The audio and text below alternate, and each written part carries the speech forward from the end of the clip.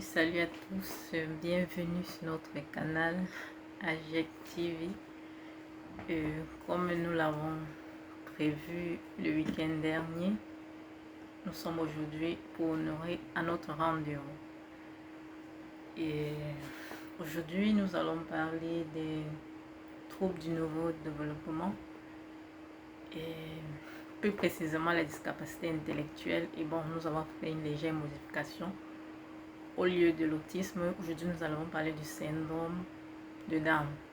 L'autisme viendra la semaine prochaine. Bon, avant tout, je me présente. Je suis Marie-Patrice KM, et représentatrice ou collaboratrice de AGEC au niveau de la diaspora. Et bon, responsable, si je peux le dire, du nouveau département au niveau de AGEC Formation et du département de santé mentale et du bien-être, où nous allons proposer des formations à partir de la rentrée prochaine qui vont dans le cadre de la discapacité et la santé mentale. Donc pour toutes les personnes qui ont un souci de travailler avec des personnes ayant une discapacité, nous allons les accompagner en proposant des formations qui viennent permettre d'améliorer la qualité de vie de ces personnes au vu de tout ce que nous voyons, et des améliorations et de l'acquisition des capacités, des connaissances. D'autre part, parce que je suis professionnelle de la santé mentale, éducatrice et de la santé et du bien-être.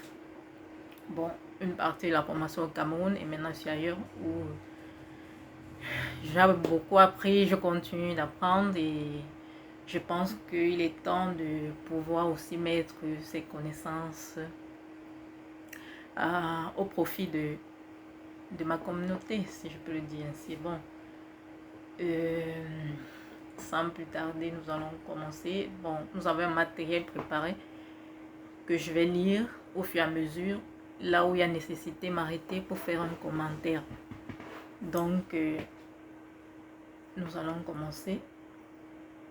Bon, quand on parle des troubles du neurodéveloppement, les troubles du neurodéveloppement, déjà c'est neurologique, et développement. Bon, c'est un groupe d'affections qui débute dans la période du développement.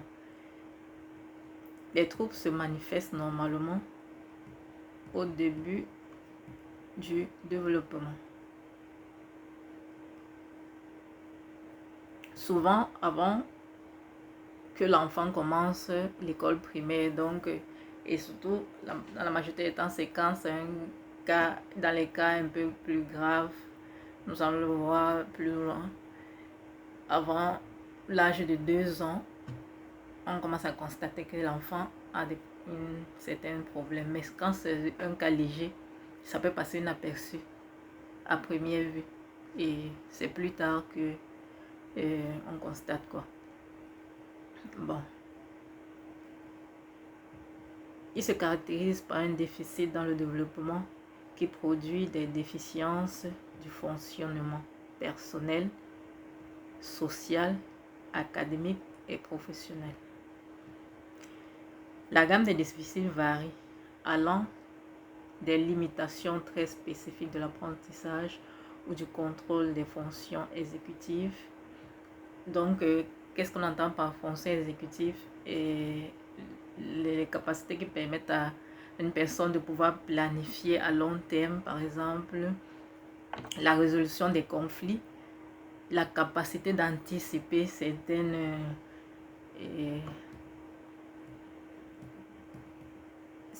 actions, oui, et à se fixer des objectifs, autant pour moi. Bon. Et ça peut aller jusqu'aux déficiences globales des habiletés sociales ou de l'intelligence. Les troubles du neurodéveloppement sont souvent associés. Par exemple, qu'est-ce qui veut dire associé? C'est-à-dire la cohabitation de plusieurs troubles. Par exemple, on peut voir par exemple une personne ou un enfant qui souffre, qui est atteint d'un syndrome du spectre autistique que nous allons voir plus tard et qui cohabite avec une discapacité intellectuelle. C'est pour cela qu'on appelle souvent les polydiscapacités où une seule personne peut englober plusieurs troubles. Ou par exemple le cas de troubles déficitaires de l'attention avec hyperactivité, il peut aussi apparaître des troubles d'apprentissage. Bon, c'est en général ce qu'on appelle troubles du neurodéveloppement. Il y en a de plusieurs autres. Nous allons voir quelques-uns parce qu'il y a tellement de choses à dire. Nous ne pouvons pas nous étendre, surtout nous prenons ceux qui nous pensons sont les plus représentatifs dans notre communauté. Et bon, c'est un peu ça. S'agissant de la discapacité intellectuelle, bon, la discapacité intellectuelle ou trouble du développement intellectuel, comment ça se dénominait dans les classifications antérieures, parce que ce que je suis en train je suis en train de décrire en fonction du DSM-5 qui est le manuel diagnostic des troubles mentaux, la 5e édition. Donc il y a eu l'édition 1, l'édition 2, le DSM-13, le DSM-4. Bon, pardon, je vais parfois mélanger un peu de langue parce que là où je suis, je parle une autre langue, ça fait des années et ça peut m'arriver. Soyez indulgents. Donc, selon la nouvelle dénomination de DSM-5, on dit discapacité intellectuelle, trouble intellectuel. Voilà. Il se caractérise donc par un déficit des capacités mentales, généralement, à savoir le raisonnement, la résolution des problèmes, la planification, la pensée abstraite. Qu'est-ce que la pensée abstraite? Quand on parle de la pensée abstraite, c'est une faculté que nous avons, chacun de nous, et pour pouvoir, par exemple, la capacité d'imagination, de se projeter dans le futur, et par exemple, oui, et qui est chez ces personnes, cette capacité, elles ne l'ont pas, elle a été altérée. Bon. On note aussi un déficit au niveau des apprentissages scolaires ou des apprentissages de la vie quotidienne et tout ça. Donc, c'est un peu ça.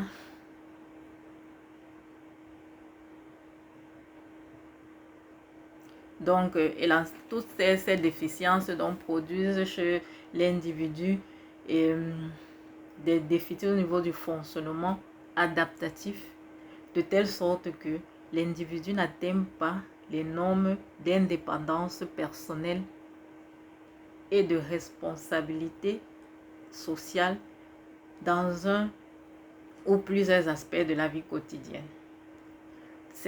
Donc, cette personne, à cause de tous ces déficits, elle ne peut pas être totalement indépendante. Et on inclut aussi au niveau de la communication, la participation sociale, elle n'est pas sociable, manque d'empathie envers les autres. Et, au niveau éducatif scolaire aussi, elle a des soucis. Au niveau professionnel, si il y en a qui arrivent à pouvoir développer une carrière professionnelle, il y aura toujours des petits...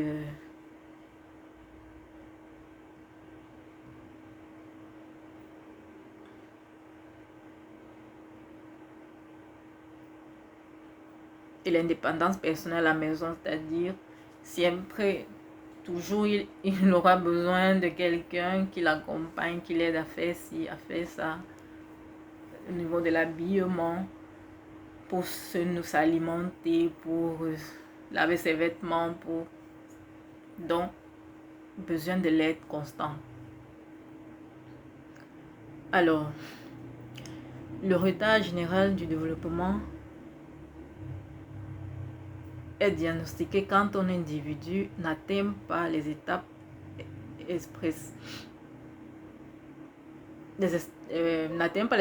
espérées du développement dans divers domaines du fonctionnement intellectuel.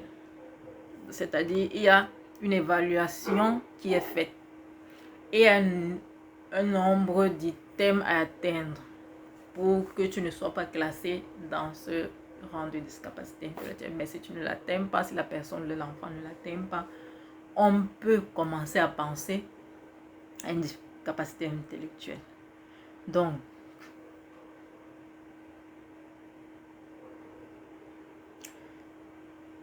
une fois que la déficience intellectuelle est détectée, maintenant, il revient à déterminer la gravité du trouble parce que détecter la potentielle existence, c'est une chose. Mais maintenant, il y a une autre étape qui est de détecter la gravité. Et les troubles de la discapacité intellectuelle est segmentée en 4 étapes distinctes. C'est-à-dire il y a 4 niveaux. De léger à profond. Donc, nous allons continuer. C'est donc ainsi en quoi consiste l'échelle. C'est une échelle de gravité. Donc, en quoi consiste donc la gravité de la déficience intellectuelle? Bon, on ici donc considère que la capacité cognitive est altérée, déjà avec l'évaluation. Cette évaluation doit être complétée par une analyse qualitative des habiletés adaptatives et du sujet. Ainsi, l'échelle se compose de 3 domaines qui sont évalués. 3 domaines, à savoir le domaine conceptuel. Dans le domaine conceptuel, on fait référence à la compréhension et à l'usage de la pensée abstraite. Nous avons déjà dit plus haut de quoi ça s'agit. Qu'est-ce que c'est qu'on entend par pensée abstraite, imagination, de pouvoir se projeter dans le futur, de pouvoir planifier, tout ça. Il s'agit par exemple de la compréhension du langage symbolique, de la compréhension de l'image, de l'usage du temps, de l'argent, entre autres. Si la personne peut, par exemple, tu envoies un enfant à la boutique, bon, on va m'acheter un pain avec ceci, et il ne peut pas savoir que si tu, par exemple, tu lui dis, on donne 500 au boutiquier, il te donne un pain chargé, il va te rembourser. Non, lui, il ne peut pas comprendre, utiliser, changer l'usage de l'argent et tout ça. Non. Dans les domaines sociaux, ce qu'on évalue est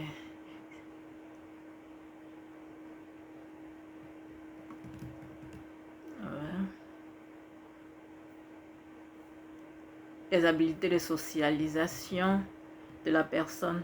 C'est-à-dire, on voit avec qui la personne est capable de se socialiser, comment, quels outils sociaux utilise-t-elle, a-t-elle une capacité pour s'exprimer. Dans le domaine pratique, ce point se caractérise par les habiletés au niveau du soin personnel, l'hygiène personnelle, du développement professionnel, entre autres. Alors, comment identifier chaque niveau de déficience intellectuelle? Maintenant, on va par niveau. On dit la déficience intellectuelle légère. C'est le premier niveau. Très souvent, ce type de déficience intellectuelle passe inaperçu, comme on l'a dit à l'introduction, c'est-à-dire tellement les signes sont légers que ça peut passer sans qu'on s'en rende compte jusqu'à ce qu'arrive la période scolaire où l'enfant n'arrive pas à apprendre les contenus qui correspondent à son âge. Et là, ça commence à susciter de l'interrogation des parents.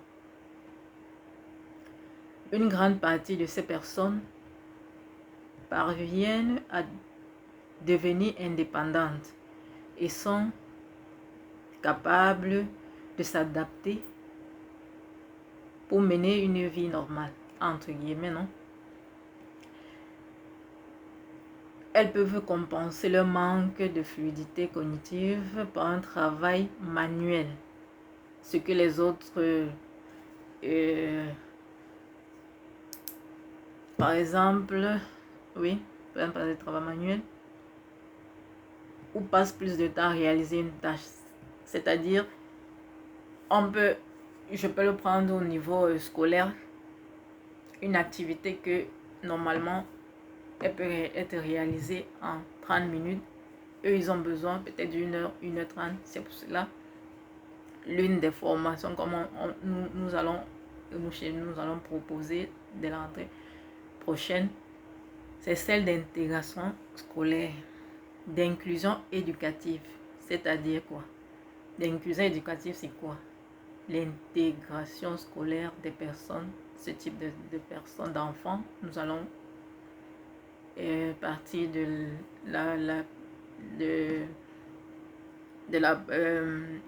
comment dire, du plus bas niveau, parce que c'est là où beaucoup de choses peuvent être faites. Je me rappelle quand j'étais encore au Cameroun et durant mes stages de ma première formation de psychomotricienne, bien entendu, il y avait une phase de stage au niveau des écoles, justement pour rencontrer ce type d'enfants. Bon, à cette époque, il n'y avait pas encore ces connaissances. Et tu allais dans un établissement scolaire, tu rencontrais la direction. Bon, on te dit, bon, on a tel nombre d'enfants ici. Bon, on te demande, qu'est-ce que tu vois ce que tu peux faire. Ils n'ont aucune idée, la maîtresse non plus. C'est-à-dire, c'est une sorte d'intégration, pas vraiment, parce que bon, on accepte l'enfant dans la salle de classe, mais il est là, abandonné à lui-même. Il est là pour être. La journée se termine à la maison, c'est-à-dire, il est comme un ornement. Les autres camarades sont là, ils le regardent bizarrement, ils te disent que ouais, il est. Donc, ce que nous voulons proposer, c'est changer cette vision. Déjà que l'inclusion éducative est un droit qui est reconnu internationalement. Maintenant, chaque pays à son niveau crée des lois qui doivent favoriser l'inclusion de ces personnes au même titre que tous les autres. L'idée, c'est quoi? De former des accompagnants spécialisés qui pourront accompagner personnellement ces enfants en collaboration avec l'administration et la maîtresse de la classe. Proposer aussi des formations pour les administrations d'école pour qu'ils comprennent d'abord qu'est-ce que c'est que l'inclusion éducative dans les normes internationales. Qu'est-ce qu'ils peuvent faire? Ils peuvent faire, autant pour moi, leur niveau, pour travailler avec leurs enseignants et faire des contenus adaptés à cet enfant selon sa nécessité. Qu'il soit dans la classe, mais participe à la classe, mais pas qu'il soit là comme un ornement. Un contenu dont le rôle de l'accompagnant sera l'amener à pouvoir le réaliser à son temps, mais faire quelque chose. Éduquer aussi l'entourage, les camarades de classe à ce que c'est que la discapacité, comment ils doivent se comporter envers leurs camarades et tout. Donc, c'est tant de choses.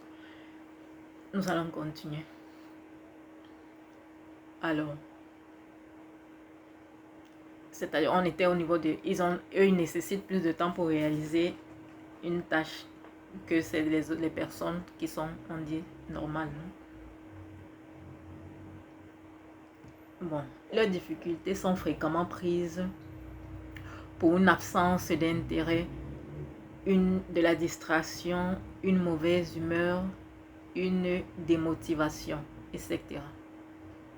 Ça peut parfois être le cas, mais il vaut mieux consulter un spécialiste qui nous aidera à savoir ce qu'il se passe réellement. Voilà.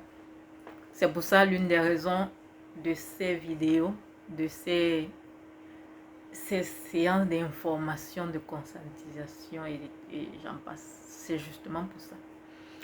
Pour que les gens soient plus informés, plus réceptifs, attentifs, j'allais dire, à ce genre de choses. Et quand ils détectent, allez consulter, à chercher de l'aide là où il faut la chercher pour permettre d'engager un processus d'aide adapté, et cela peut améliorer considérablement la qualité de vie de cet enfant si les choses sont faites d'une manière précoce et à temps. Pas dans tous les cas, mais il y a beaucoup de cas où il y a une amélioration considérable. Bien. Déjà que il n'y a rien à perdre à essayer que à ne rien faire et ne rien obtenir. Bon, ces personnes ont aussi besoin en général de plus de temps pour apprendre. Et bien évidemment, leurs principales difficultés sont la planification, le raisonnement abstrait que nous avons déjà défini, la détermination des stratégies de priorité, entre autres. Elles sont capables d'avoir des connaissances en langue et en arithmétique, mais ont des difficultés lorsque la complexité augmente. Donc, quand tout est basique, là, elles sont encore à l'aise. Mais si les choses commencent à se compliquer, là commence la difficulté aussi. Sur le plan social, elles peuvent communiquer avec leur entourage de façon acceptable. Cependant, la déficience peut être perçue dans le cas des enfants au moment de jouer. Soit dans le jeu, là on commence à constater que non, l'enfant a de petites difficultés de pouvoir jouer avec ses semblables, ses pairs et les gens de sa catégorie d'âge et tout. Nous sommes toujours sur le cas de la discapacité intellectuelle légère. Ainsi, et en définitive, la personne avec ce degré de déficience peut développer des habiletés conceptuelles, sociales et pratiques, mais à un niveau de complexité plus basique qu'une personne sans difficulté. Donc, en résumé, vous voyez que la discapacité intellectuelle légère a vraiment beaucoup de capacités si elle est stimulée, si elle est accompagnée tôt. Nous allons le voir plus tard. Elle peut même, il peut arriver que le diagnostic change totalement, qu'elle quitte du diagnostic de discapacité intellectuelle à devenu normal, entre guillemets, comme on dit, sans diagnostic. Donc, le tout, c'est de pouvoir détecter tôt, de pouvoir avoir un accompagnement consistant, adapté et continu. Pas... et nous allons aussi voir, comme nous allons l'évoquer, le rôle très indispensable de la famille et ou les personnes qui ont en charge ces enfants, qui ont un rôle très, très important. Nous prévoyons aussi une formation pour ces gens parce que de plus en plus on voit, bon, là où je suis c'est autre chose, mais au Cameroun, j'ai travaillé avant de voyager, donc il y a le psychomotricien, des spécialistes, mais une prise en charge unilatérale, c'est pas ça, ça ne donne pas vraiment. Les parents doivent s'impliquer, ils ont leur part à faire. Et pour s'impliquer, ils doivent d'abord comprendre, d'abord recevoir le diagnostic d'un problème, d'une discapacité n'est pas facile. Eux-mêmes, ils ont besoin de soutien, d'un accompagnement. et savoir qu'est-ce qu'il y a lieu de faire à leur niveau. Comment ils peuvent accompagner ces enfants. Qu'est-ce qu'ils peuvent faire pour améliorer leur vie. Parce que avant tout, l'enfant passe la majorité de son temps à la maison. Il peut aller chez le professionnel psychomotricien, accompagnant, thérapeutique, comment dire, thérapie occupationnelle et autres. Mais avec ces professionnels, il passe 1 heure de la majorité du temps. Il est à la maison et si à la maison rien n'est fait, s'il n'y a pas une continuité, c'est comme si le professionnel perdait le temps. Ce qu'on fait comme si on marquait le pas sur place ou capable, on est en train de régresser. Donc, la famille, les parents, l'entourage doit s'impliquer à savoir qu'est-ce que eux, à leur niveau, ils doivent faire pour accompagner le travail des professionnels. Bon, on va à la déficience intellectuelle modérée. Ici, à la différence de l'antérieur, le pronostic est plus réservé. Là, ça commence à changer, à se compliquer un peu, non?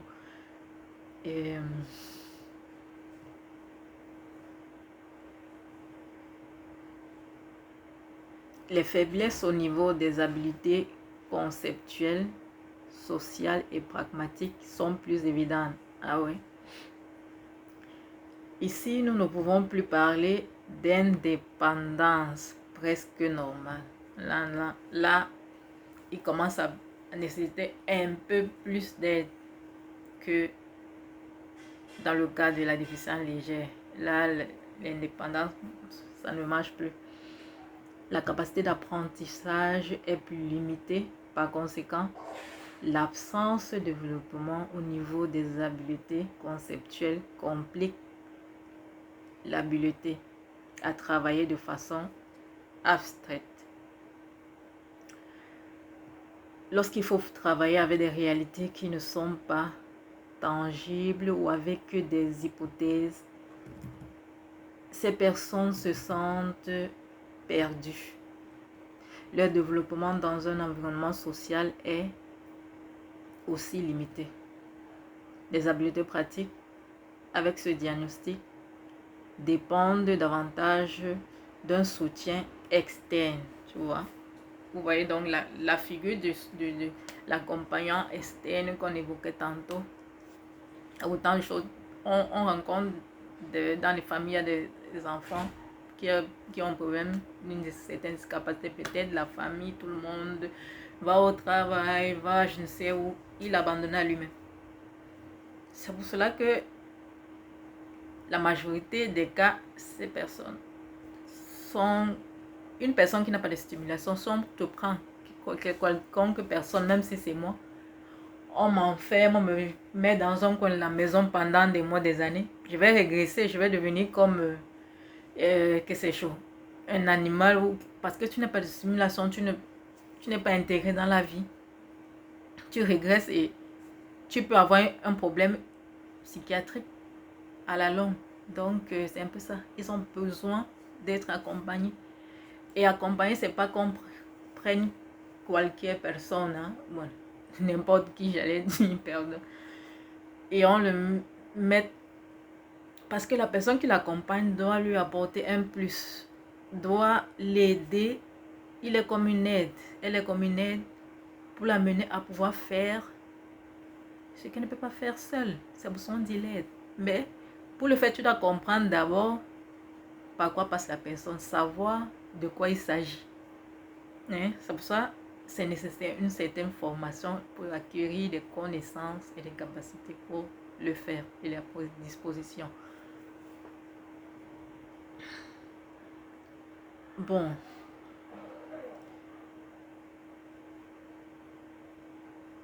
Dans les activités de type pratique, c'est-à-dire soins personnels, vous voyez, hygiène, activités domestiques, etc.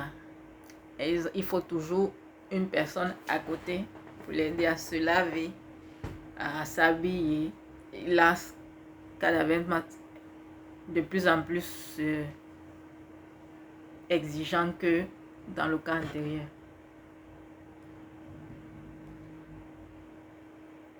Elles ont besoin d'une plus longue période d'apprentissage. Donc, c'est la modérée. On voit que ça va en s'aggravant un peu plus. Maintenant, on va à des déficiences intellectuelles graves. Ici, les apprentissages conceptuels significatifs ne sont plus réalisés. Là, c'est encore un peu plus grave que l'antérieur. On ne s'attend plus à une compréhension symbolique complexe et on passe à une compréhension plus matérielle. Les outils principaux de ces personnes pour se développer sur le plan social sont les phrases simples. Ici, c'est-à-dire on doit parler encore plus basiquement. Ils ont un développement inférieur à leur niveau, leur âge biologique normal. C'est-à-dire tu peux rencontrer un enfant de 5 ans à qui tu dois parler comme si tu parlais à un de 2 ans.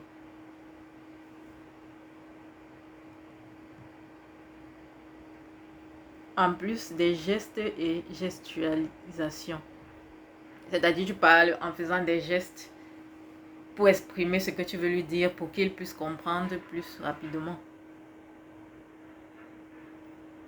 Leur cercle social se réduit encore plus au domaine familial, puisque avec leurs conditions, ils ne peuvent pas avoir beaucoup de contact avec le monde extérieur, la société. C'est plus la famille qui peut plus les comprendre. Voilà.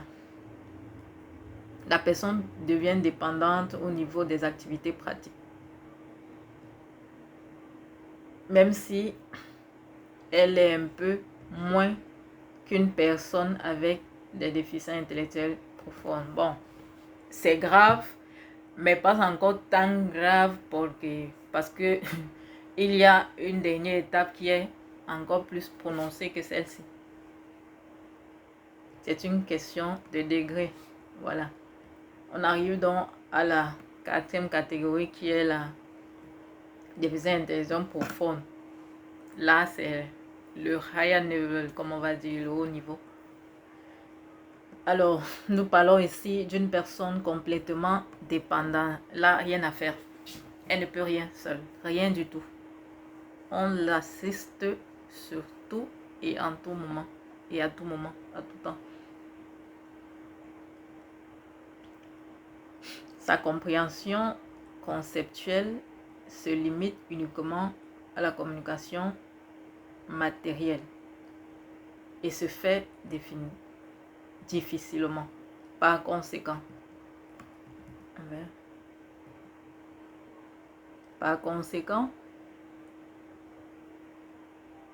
une bonne partie de sa socialisation est possible grâce aux mimiques. Donc,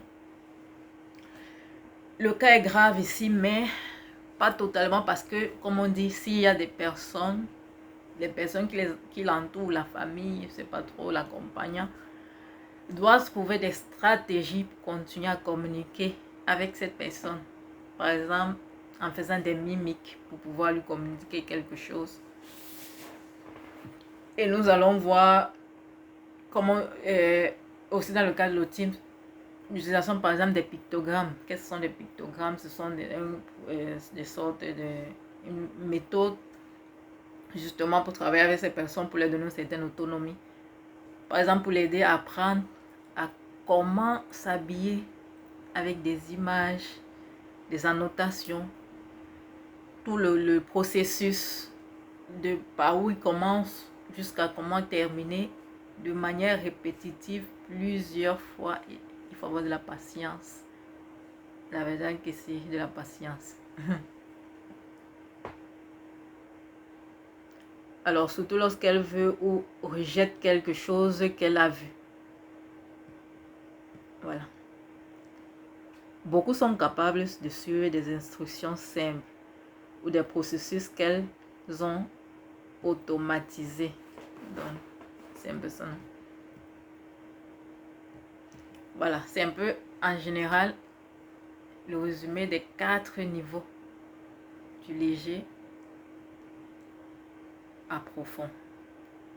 Mais si il y a une prise en charge précoce, si elle est détectée très tôt, il peut avoir le cas léger peut devenir presque normal, le cas modéré peut passer à léger, ainsi de suite. Donc tout dépend de cela. C'est pour ça que nous voulons travailler activement sur le fait de la détection précoce. Comment former des personnes pour travailler dans ce sens, pour améliorer vraiment les choses sans laisser le reste qui ont déjà parcouru un certain, qui sont à un niveau, mais commencer à stimuler cette prise en charge précoce, former les gens comment être attentifs à ces signes, à chercher de l'aide, aller chez les spécialistes et tout. Un jour peut-être, si au niveau de notre pays, il y a des lois qui changent, il y a des lois de la discapacité, je ne sais pas, de la personne, d'éducation pour apporter une aide plus concrète, des subventions de l'État pour vraiment avoir fait des actions appropriées, parce que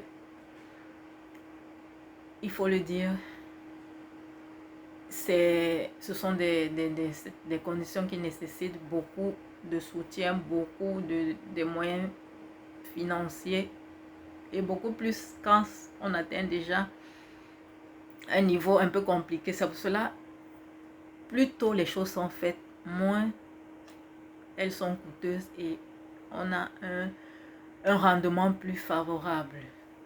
Donc, en parlant de la prévalence est de 1% sur la population globale mondiale, non? Et varie souvent l'âge de la personne. Et elle est de 6 sur 1000 dans le cas de la discapacité intellectuelle grave. Bon, parlant du développement et du cours de du trouble. Le début de la discapacité intellectuelle se produit durant la période du développement, comme on l'a dit tantôt. Et plus loin, l'âge et les traits caractéristiques au début dépendent de l'étiologie, c'est-à-dire de la cause et de la gravité de la dysfonction cérébrale.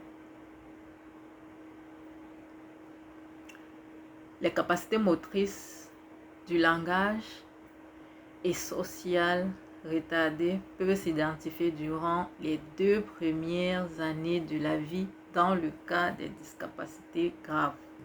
Comme on l'a dit tantôt, dans le cas de la discapacité grave, les signes sont observables très tôt. C'est pour ça qu'on dit durant les 2 premières années de vie de l'enfant. Mais dans le cas léger, ça va encore apparaître ici, là. Ça peut passer inaperçu, comme on l'a dit. Et c'est arrivé à l'âge de la scolarisation. Je sais pas, dépend à quel âge, 4 ans, 5 ans, 16 jours. Là où, quand l'enfant ne peut pas prendre 6 ans, plus facile, quand on se dit, tiens, on se rend compte qu'il y a un souci quelque part. C'est ça, pendant ce temps, les niveaux légers peuvent être identifiés jusqu'à l'âge scolaire, voilà.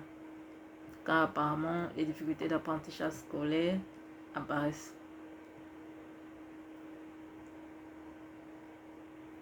Bon, quand la difficulté intellectuelle s'associe à un syndrome génétique, il peut avoir un aspect physique caractéristique, comme par exemple le syndrome de Down, comme j'ai dit au début,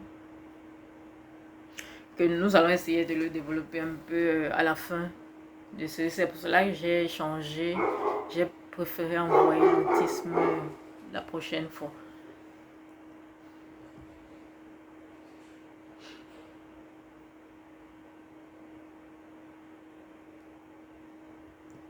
Maintenant, dans les formes acquises, c'est-à-dire il y a les difficultés intellectuelles, les déficiences intellectuelles qui peuvent être acquises, c'est-à-dire la personne était avant bien et c'est au cours de la vie qu'elle apparaît. Dans le cas des formes acquises, le début peut être brusque. Après une maladie, par exemple, comme la méningite, ah oui, c'est pour ça qu'on dit qu'il faut vraiment être attentif. Avoir la culture de consulter quand on est malade, l'automédication, vraiment, éviter. Bon, sauf si c'est quelque chose de passif, mais consulter, il faut aller voir les médecins, les spécialistes, quand on a un doute. Parce que il y a plein de cas de méningite qui peuvent terminer, j'en ai connu au Cameroun, qui peuvent donner des paralysies, rendre la personne sourde et muette. Donc, c'est tant de choses. La personne était bien, elle est bien, a grandi et après un souci, une maladie et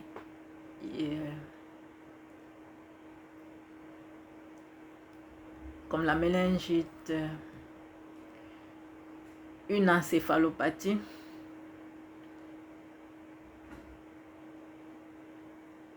ou un traumatisme crânien.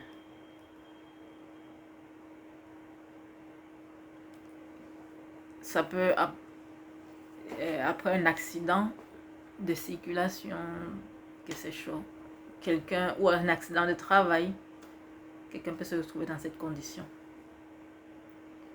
Lorsque celui-ci se produit, la période du développement, quand la difficulté intellectuelle se produit après la perte des habiletés cognitives précédemment acquises, c'est-à-dire la personne était bien normale et après il y a un souci. Comme dans le cas des lésions cérébrales traumatiques graves, par exemple.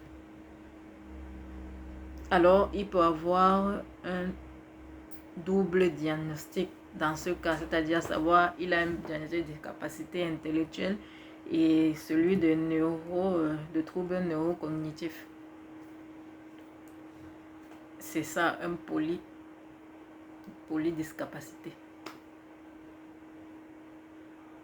Et nous aurons l'occasion de parler plus tard aussi des troubles neurocognitifs. Après la première enfance, le trouble est généralement pour toute la vie. Vous voyez, c'est pour ça que je reviens sur le fait, la nécessité d'une prise en charge précoce. La première enfance de 0 à 6 ans est très déterminante. Parce que passer cette étape, comme on est en train de le dire là,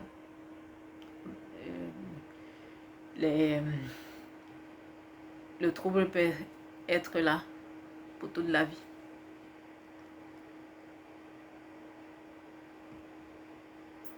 Bien que les niveaux de gravité peuvent changer avec le temps. Bon, quand ça a dépassé l'âge de la première enfance, on peut faire des traitements de prise en charge pour changer de catégorie, comme je l'ai dit aujourd'hui.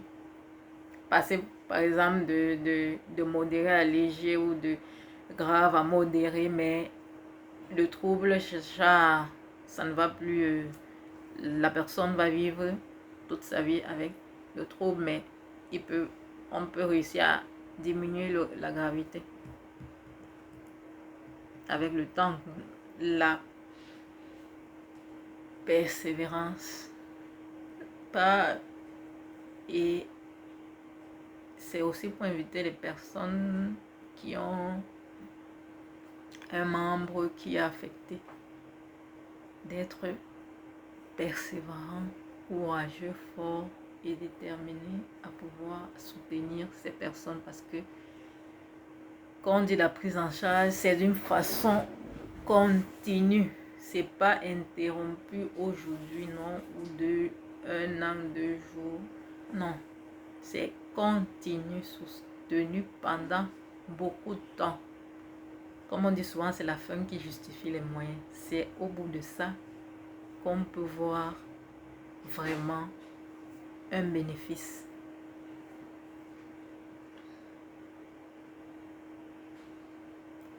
Alors,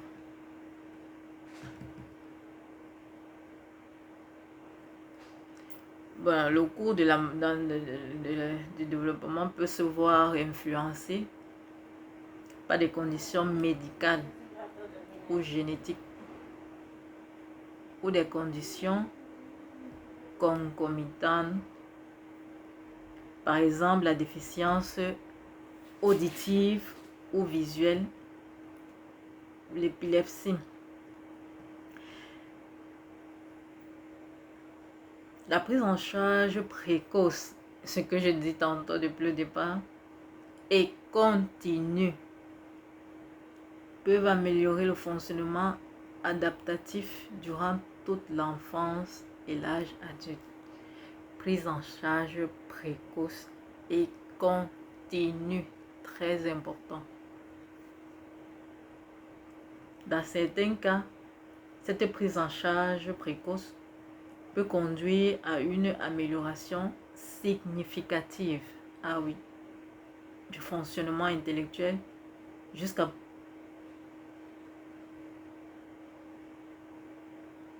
pourquoi pas sortir du diagnostic de discapacité intellectuelle, c'est ce que je disais tantôt. Si la prise en charge est faite de manière précoce, de forme continue, soutenue pendant une bonne période de temps,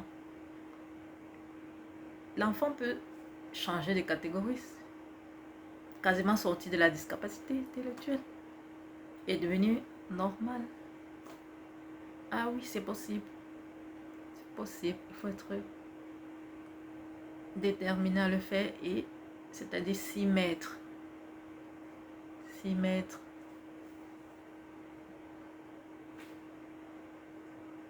Donc, de manière générale, la partie commune de l'évaluation des bébés et des enfants à très bas âge, c'est-à-dire le diagnostic est retardé dans le cas des bébés et des enfants de 0 jusqu'à 6 ans. Jusqu'à ce que, après avoir réalisé des interventions appropriées, c'est-à-dire, durant ce temps, on ne va pas dire que l'enfant a la discapacité intellectuelle. On fait des interventions, des prises en charge, des traitements et tout. Si il y a une amélioration, le statut va changer. Mais si après ce temps passe, rien n'a été fait, c'est là où le médecin va donner ce diagnostic. Dans le cas des enfants plus grands, les adolescents et les adultes, le degré de soutien, tu vois, à partir de ce moment-là, on ne pense plus à ne pas avoir, parce qu'après la première enfance, là, il y a le diagnostic, il s'est déjà installé, ça ne pourra plus partir, mais là, comme je disais, avec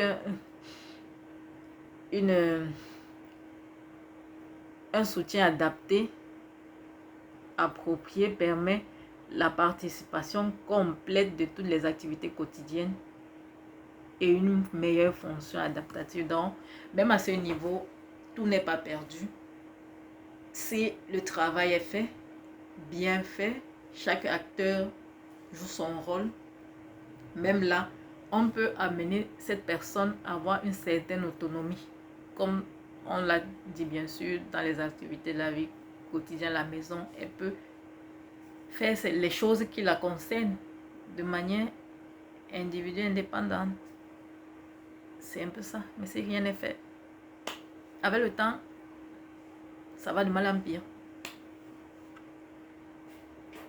Bon, on va au facteur de risque. et le pronostic. Facteur génétique et physiologique.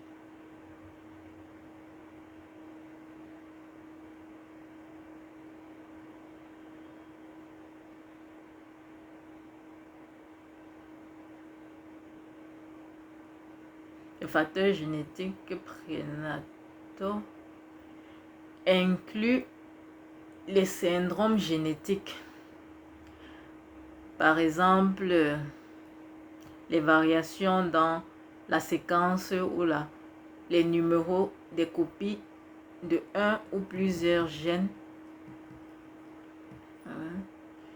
les troubles chromosomiques, aussi les erreurs innées de métabolisme, les malformations cérébrales, la maladie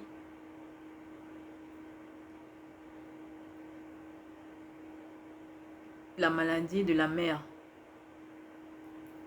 y compris la pathologie du placenta. Et les influences de l'environnement.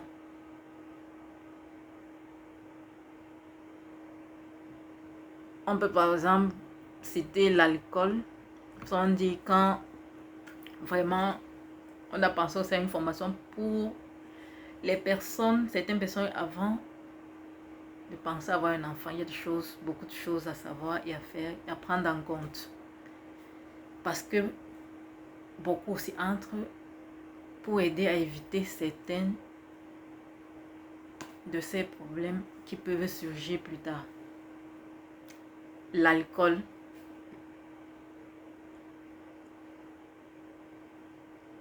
des autres drogues, parce que l'alcool c'est un type de drogue, le tabac et autres. Les substances toxiques. Des causes périnatales incluent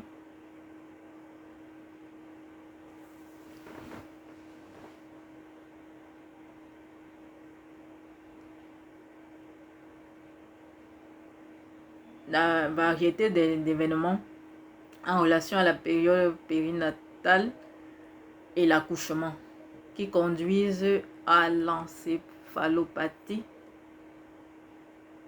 néonatale. Les causes postnatales incluent le dommage ischémique hypoxique, le dommage cérébral traumatique, les infections, les troubles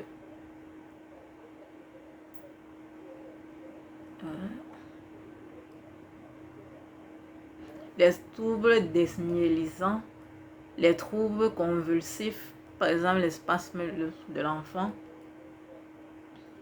la privation sociale grave et chronique. C'est un peu comme ce que je racontais. Une personne qui n'a pas de vie sociale, enfermée, cloîtrée, tout cela, peut se retrouver simplement avec un problème psychiatrique. On ne peut pas vivre sans vie sociale, on ne peut pas vivre comme dans une bulle. C'est pas possible. Donc, c'est un peu ça. On a aussi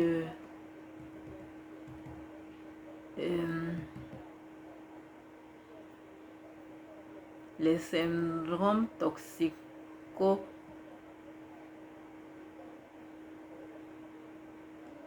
et du tabac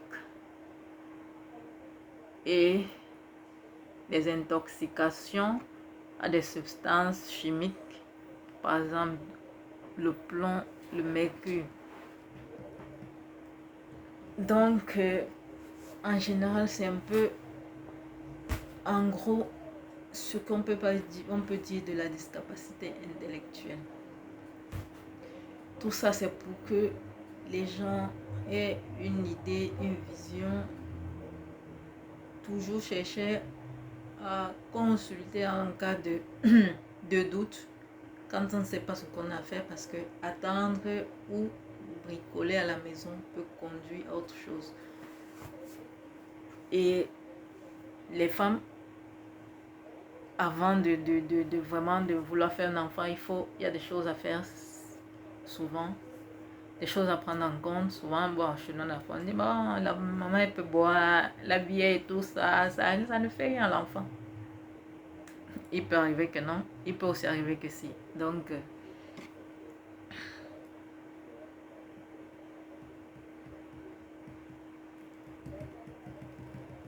là, nous allons aller à la trisomie 21. Qu'est-ce qu'on entend par trisomie 21? La trisomie 21, encore appelée syndrome de Down ou mongolisme, comme on dit souvent au quartier. Et la trisomie 20, le terme trisomie désigne le fait qu'un chromosome ou un fragment de chromosome, quand c'est un fragment, là on parle alors de trisomie partielle, est présent dans les cellules du corps en 3 exemplaires au lieu de 2. Donc chaque chromosome vient en paire. Dans le cas d'une personne qui souffre de trisomie 21, important pour moi, au lieu de 2, au niveau du chromosome 21 apparaissent 3.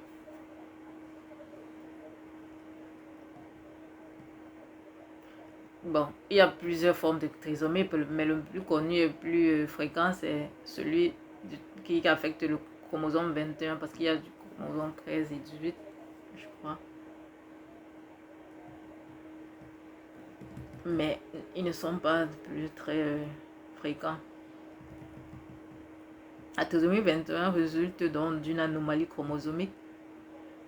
Normalement, l'homme, l'individu, moi, vous, possède 46 chromosomes organisés en 23 paires. Dans la trisomie 21, le chromosome 21 est en 3 exemplaires au lieu de 2. C'est-à-dire au lieu de 46, lui, il a 47.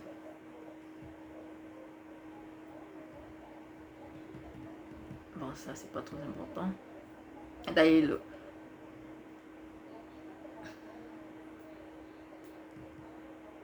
les chromosomes contiennent l'ensemble des caractères héréditaires propres à chaque personne qui sont codés dans l'ADN. La plus petite unité d'information génétique est appelée le gène. Bon, chaque personne porteuse de trisomie 21 est d'abord elle-même unique, avec un patrimoine génétique complet et sa manière originale de supporter cet excès de gènes. L'expression de l'anomalie entraîne des signes communs à tous les patients, mais avec une grande variété d'une personne à l'autre. C'est-à-dire, bon, là, il n'y a pas tant de spécificité de dire grave ou léger, mais bon, chacun a sa manière selon son organisme, parce que chacun a son ADN, chacun a son de manifester cette anomalie. Et ce n'est pas une maladie, mais une anomalie génétique.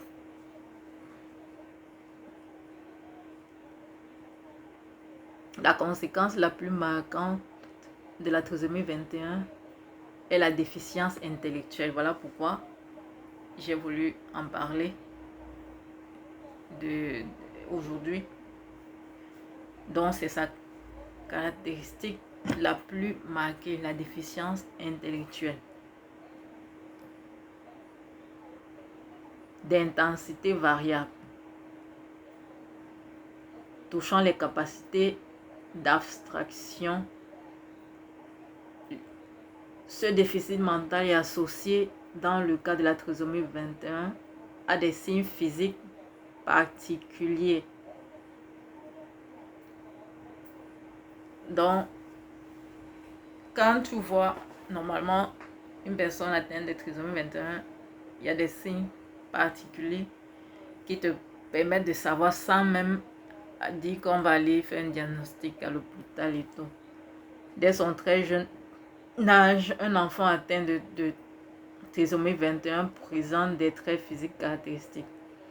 Un profil aplati, un visage aplati, des yeux bridés, des plis cutanés au niveau des paupières supérieures, un pont nasal plat, une hypertrophie et une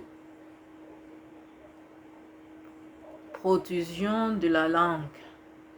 La langue est anormalement avancée vers l'avant. C'est pour ça, dans leur façon de parler, c'est comme si ils ont une langue qui est un peu... qui a un problème, non? Une petite tête et des petites oreilles. Tu vois, souvent, tu leur vois la tête est comme si c'est pas proportionnel à leur corps. Un cou court, un pli unique dans les paumes de la main. Ils n'ont pas comme une personne bien normale a des plis, tous ces... Ils ont un pli, juste un. Appelé pli palmaire transverse unique. Une petitesse dans les membres et du tronc. Une hypotonie musculaire. Tous les muscles sont mous. Tu vois, ils sont là. C'est pour cela que le terme de mongolisme est un peu sorti par le fait de leur aspect physique, musculaire un peu... et des articulations anormalement souples. Hyperlaxité. Une croissance lente et une taille généralement inférieure à celle des enfants du même âge. Chez les bébés, un retard des apprentissages tels que se retourner, s'asseoir et ramper en raison d'un tonus musculaire faible. Donc, avec ces enfants, il y a la partie musculaire à travailler avec les kinésithérapeutes, par exemple. Bon, les psychomotriciens, ils ont un travail avec les... Bon, au Cameroun, il n'y a pas... il y a l'ergothérapie, je crois. Là, on appelle ici thérapie occupationnelle. Un retard mental léger à modéré. Bon, là, le retard mental n'est léger à modéré. Donc, si aussi il y a une stimulation, un travail précoce, comme on le dit, on est sur la précocité, là où on va mettre l'accent, ils peuvent être amenés à un niveau où ils peuvent faire certaines choses de façon indépendante.